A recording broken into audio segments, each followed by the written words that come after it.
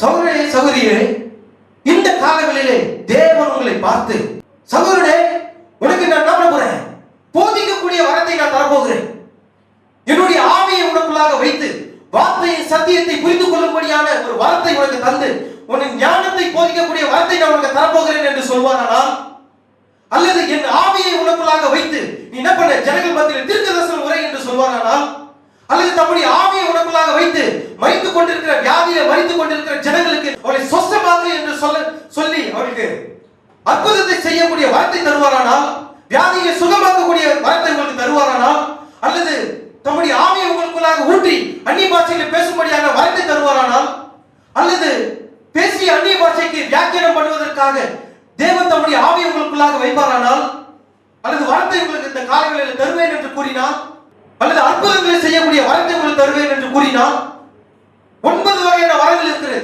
கர்த்தர் இந்த காலங்களில் உங்களை பார்த்து, சகோதரனே நான் இந்த வரத்தை உங்களுக்கு தருகிறேன் என்று கூறுவாரானால் நீங்கள் எதை கேட்பீர்கள்?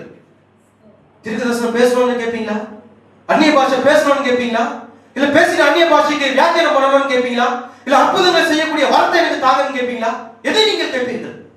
ஒரு காலத்துல நான் கூட நினைச்சிட்டு இருந்தேன், தேவன் இந்த வார்த்தை எனக்கு தருவார் என்றால் வியாதியஸ்தர்களை சொஸ்தமாக்கினா, செத்து போனவங்களை உயிரோட நான் எழுப்பினா, இது போல நிறைய பேர் நீங்க நினைச்சிருக்கலாம். ஞானத்தை போதிக்கக்கூடிய வார்த்தை எனக்கு தேவன் தருவாரானா?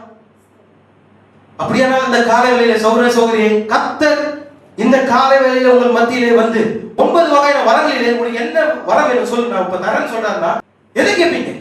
கர்த்தாவே எல்லாரையுமே நேசிக்கக்கூடிய ஒரு உண்மையான ஒரு அன்பை என்னுடைய இருதயத்தில் தாங்கப்பா. அல்லேலூயா. எல்லாருமே நேசிக்கக்கூடிய உண்மையான அன்பு என்னுடைய இருதயத்தில் தாங்கப்பா.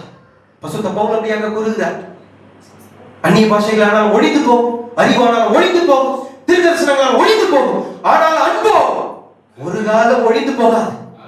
எல்லா மரங்களும் ஒழிந்து போகும், அவருடைய அன்போ ஒரு காலம் ஒழிந்து போகாது. அல்லேலூயா.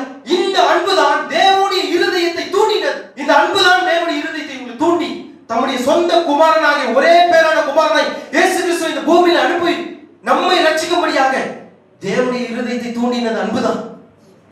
அன்பை காட்டிலும் சக்தி வாய்ந்த ஆயுதம் இந்த பூமியில ஒன்றுமே கிடையாது. இன்னைக்கு நம்ம இடத்துல அன்பு இராவிட்டால் நாம் ஒன்றுமே கிடையாது.